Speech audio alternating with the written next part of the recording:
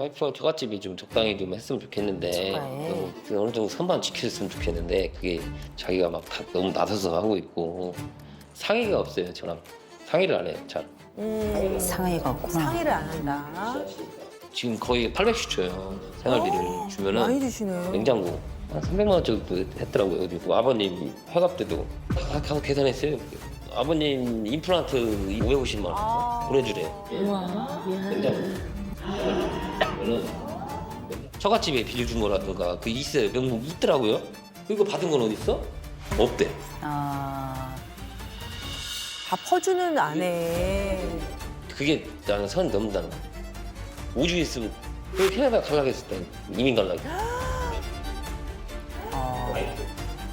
와이프는 처갓집을 좀 우리 가족보다 좀 1순위로 하는 경향이 우리 가족을 위해서 좀 둘이 집중을 했으면 좋겠다라고 말을 듣고 싶어요. 지나친 처가댁 사랑 때문에 많이 힘드신 것 같아요. 아니 이제 우리가 좀 알아봐야 되는데 아내분께서 이제 처가댁이 우선이라고 하면 예를 들면 뭐 장인어른 장모님에 대한 뭐 병간호나 여러 가지 도와줘야 될 부분들을 이제 도맡아서 하시나요? 아들 둘이 있고 우리 딸 둘인데 이제 그 아들들이 약간 좀 무뚝뚝하고 좀 그런 게 없어요. 네. 그러다 보니까 어머니 아버님도 딸들한테만 의존을 하는 거예요. 맞아요. 이게 그럴 수 계속 있어. 뭐 5년, 10년, 15년, 20년 살아다 보니까 조금 어쩔 때는 조금 힘들어요. 아, 좀 말씀을 드리자면 이게 최근에 있었던 일인데 이제 아버님이 교통사고가 나셨어요. 어이구. 정읍에서. 네네. 그 처갓집이 정읍인데 네. 형제 자매들 처갓집 식구들이 이제 모였겠죠. 이제 저희가 이제 마지막에 갔어요. 제가 평택에 살고 있는데 갑자기 평택으로 모시자고 이렇게 결정이 난 거예요. 아, 정읍에 사신 아버님인데 예.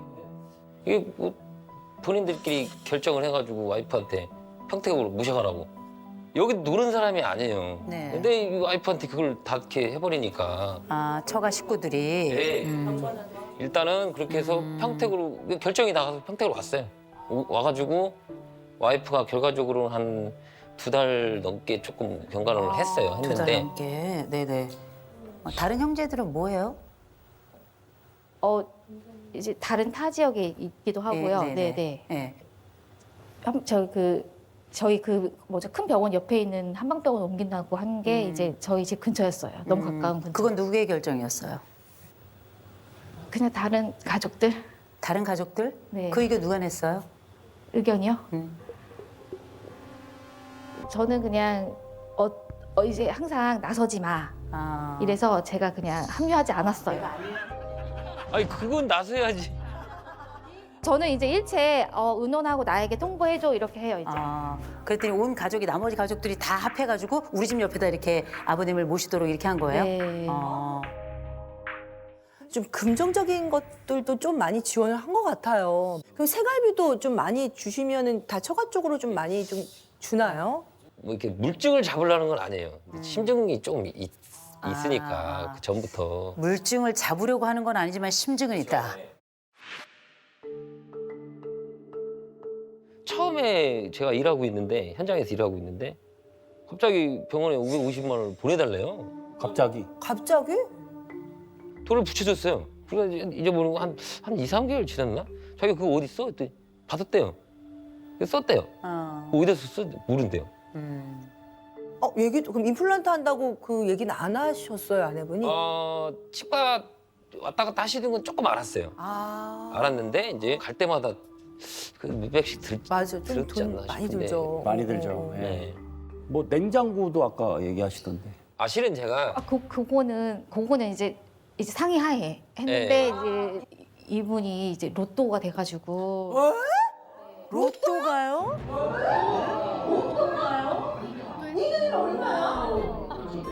이제 2등이요. 2등. 2등이면 얼마야? 야, 그래도 2등 되기 쉽지 않은데.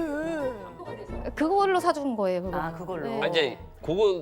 이제 그걸로 사준 건데 얘기를 안 했었어요. 근데 갑자기 어머니가 이제 오셨어요. 네. 이분이 그 와이프가 이러는 거예요. 자기 로또 됐으니까 냉장고 사드려 이러는 거예요 갑자기. 어머니 계신데. 예. 예. 그래서 제가 민망한 거예요. 예, 어머니 제가 깜짝 파티 해드리려고 그랬어요. 사드릴게요. 그래. 아. 가끔씩 가면은 매형 고마워요 이래요. 매형 고마워요 이래요. 우리 뭐야 이 가영이 때문에 내가 이제 잘 먹는다 막 그런 말들이. 뭐 한약 져줬나 보다. 뭐 하나 뭐 건강 뭐 하나 식품. 그러니까 그렇게 하면은 제가 뭐라 하겠어요? 나 왜 그래 할 수는 없잖아요. 뭔지도 모르지만. 그래도 봤더니 뭐 공기청정기 사주고 뭐. 남편 입장에서 답답할 것 같아. 아니 그럼 그냥 상의하고. 이 말이 어려운 거는 사실 아닌데. 제 말이 그러니까 본인이 얘기하면은 제가 못 알아듣는데요. 아, 못 알아. 내가 얘기해도 당신이 못 알아듣잖아. 이거예요? 그러니까 얘기를 잘 안 해요. 아, 그래요? 근데 궁금한 거. 정말 못 알아들으세요? 아니 저 귀 잘 뚫려 있죠? 네, 잘 뚫려 있어요. 잘 알아들으시죠? 내가 알아듣는데 내 아내는 나를 못 알아듣는다고 얘기한 거 아니에요? 본인의 생각이 약간 너무 강해요. 네. 자기 생각이 다 맞는 생각이고 일반적인 생각이고 아. 네, 자기 생각대로만 그냥 일방통행이기 때문에 잘 말 안 해요. 그러니까 그냥 얘기 안 하고 말지. 네, 네. 말하면 싸우게 되고 이러니까 그냥. 근데 생각해보면 이렇게 지금까지 남편 얘기 쭉 들어보면 사실 어떻게 보면 남편이 약간 쫀쫀하다는 느낌을 받을 수 있거든요. 진짜 아니에요. 왜냐? 아니 이 치아 해드릴 수 있고 냉장고 해드릴 수 있잖아요. 그리고 아버지 아프니까 병원 가까이 모시고 이럴 수도 있는 거 아니겠습니까? 근데 이제 한면으로 보자면 아내가 좀 과한 거 아닌가. 남편 입장에서는 아내는 지금 내가 친정에게 하는 이 여러 일종의 서비스가 조금 다른 사람들보다는 좀 과하다. 혹시 이렇게 생각하시나요? 솔직히 일반적이라고 생각해요. 일반적이라고 생각해요. 나는 일반적이다. 네, 남들도 다 이렇게 할 것 같아요. 남들도. 네. 좀 전에 그 병원 일도 신랑이 별로 이렇게 탐탁지 않아 해서 제가 진짜 아침 저녁으로 가고는 싶었으나 일주일에 진짜 한 번, 두 번밖에 안 갔거든요. 그리고 큰일은 진짜 남동생이 수술할 때 옆에 와 있어주고 병원도 옮길 때 해주고 다 해요. 제가 평택에 있지만 전 안 하고요. 제가 볼 땐 아내에게 요청하고 싶은 건 그래서 누가 몇 번을 갔냐가 아니에요. 돈이야. 돈이에요. 되게 치사한 얘기 같지만 이거 굉장히 현실적인 얘기라 남편은 얘기할 만해요. 생활비만 800이에요. 제가 다른 거는 보험이고 다 따로 내고요. 다 따로 내주고 800. 능력자네. 근데 그걸 적금 드시겠죠. 근데 없대요. 없대요. 에? 맨날 없대요.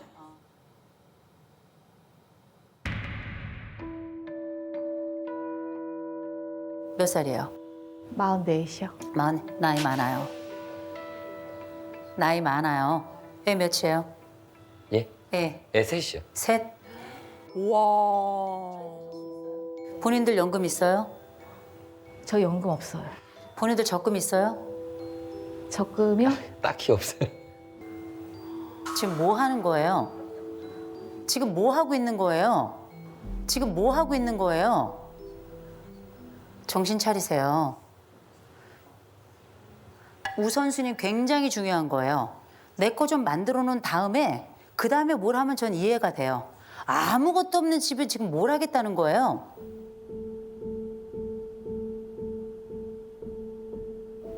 내가 한 달에 800을 벌어. 800을 당신도 돈 벌잖아. 우리 지금 없어. 우리 손에 쥔 게 없어. 이거 다 어디 갔지? 이걸 묻고 있어요. 저는 효녀가 나쁘다고 생각하지 않습니다. 그리고 딸이 가지고 있는 이 어머니, 아버지에 대한 사랑도 엄청나게 클 거라고 생각해요. 그런데 저는 좀 약간 좀 과하다. 이런 생각이 조금 들어요. 여기 그 큰아들 둘째 딸분이 있었는데 좀 이제 극단적인 좀 그래서 좀 돌아가셨는데 먼저 떠나셨군요. 그 이후부터는 이 사람한테만 너무 치중을 하는 것 같은 저는 느낌이 들고 이제 조금 내려놨으면 좋겠어요 저는.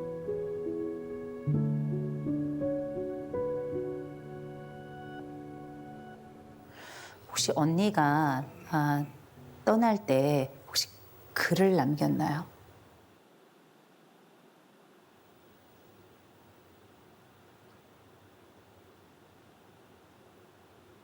부모님 잘 부탁한다고. 부모님을 잘 부탁한다고. 언니의 유언이었네요. 네, 미안하다고. 부모님 잘 부탁한다고. 네.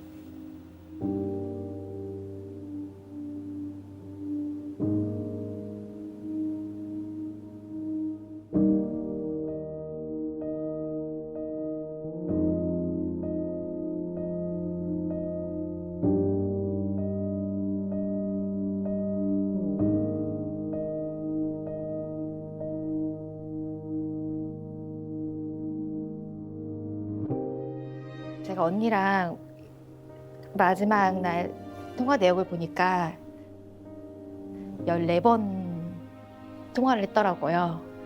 매일 그렇게 늘 진짜 전화 통화를 붙잡고 살았거든요. 근데 진짜 이 사람과 뭐 주말 부부일 때도 언니가 있어서 견딜 수 있었고요. 엄마 같고 친구 같고 남편 같고 진짜 저한테는 우주 같은, 네. 갑자기 하루아침이 아니라 진짜 통화하고 30분, 30분도 안 돼서 약간 그런 이야기를 들었을 때, 네. 네. 제가 못 지켜준 것 같아서 그게 가장 힘들어요.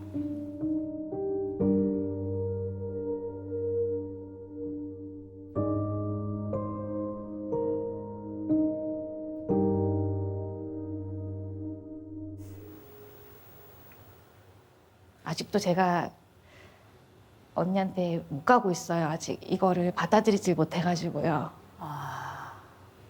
용기가 안 나더라고요. 내가 인정하는 것 같아가지고 그것마저도 인정을 못하네요. 네. 이게 이제 두 사람이 굉장히 어려운 지점인 거예요. 가영 씨는 어떤 상황에 처해 있냐면 일단 셋째예요. 첫째는 장남이라서, 둘째는 첫딸이라서, 넷째는 막내라 사랑받아요.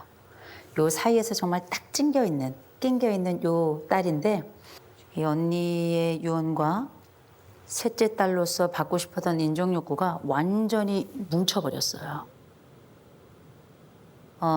가영 씨는 제일 먼저 언니가 말한 미션은 내 부모를 오롯이 책임지라는 얘기가 아니었을 거라 저는 생각합니다. 언니 떠난 이후에 정말 최선을 다해서 남편하고 다퉈가면서까지 이 미션 지금 수행해 오고 있거든요. 지금까지도 잘했어요. 근데 다른 가족이 효도할 기회를 뺏으면 안 돼요. 그래서 우리 집 새롭게 규칙을 좀 만들어야 됩니다. 카톡방, 가족 톡방 있죠? 아니, 저희 없어요. 그 뒤로 없앴어요. 없었어요? 네.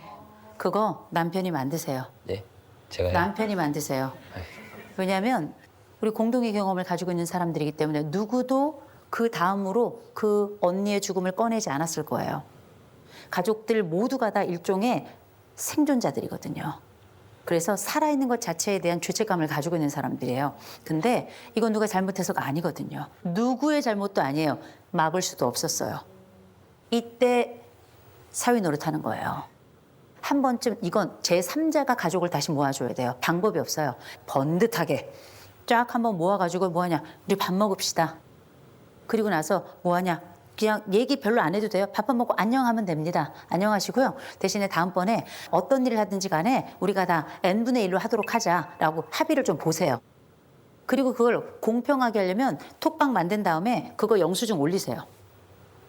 올리셔가지고 이렇게 나누면 좋겠습니다라고 약간 공식화 하셔야 돼요. 그래도 안 되는 건 어쩔 수 없어요. 그건 어쩔 수 없지만 그래도 우리가 다 같이 함께 한다는 의미가 있는 겁니다. 전 굉장히 좋다고 생각해요. 그리고 그렇게 해야죠. 그리고 가영 씨는 제일 먼저 저는 남편과 해야 될 일이 있어요. 남편 아내 데리고 처형한테 가세요. 가셔서 언니가 제일 좋아하는 색깔 꽃 들고요. 언니가 제일 좋아했던 음식 해가지고요. 언니 만나러 가셔야 돼요. 언제까지 미룰 일은 아니에요. 한 번은 가야 언니도 좋을 거예요. 가셔서 언니한테 얘기하셔야 돼요. 언니 나 잘하고 있어. 나 열심히 할 거야. 그런데 나 한없이 하지 않고 규칙을 좀 가지고 할 거야. 왜냐면 나한테는 가족이 있거든. 가서 언니한테 남편하고 논의하면서 부모님 모시겠다. 같이 얘기했으면 좋겠고요. 삶에는 불가피한 우선순위라는 게 있습니다. 그죠? 현가족이 먼저예요. 이거는 뭐 당연한 이치인 겁니다. 부모를 사랑하지 말라는 게 아니에요. 대신 내 가족의 경제적인 기본적인 틀 만들고 그다음에 플러스 알파로 하세요. 살아야지. 산자답게 사세요. 그러셔야 됩니다. 그리고 살아있는 자를 사랑하세요.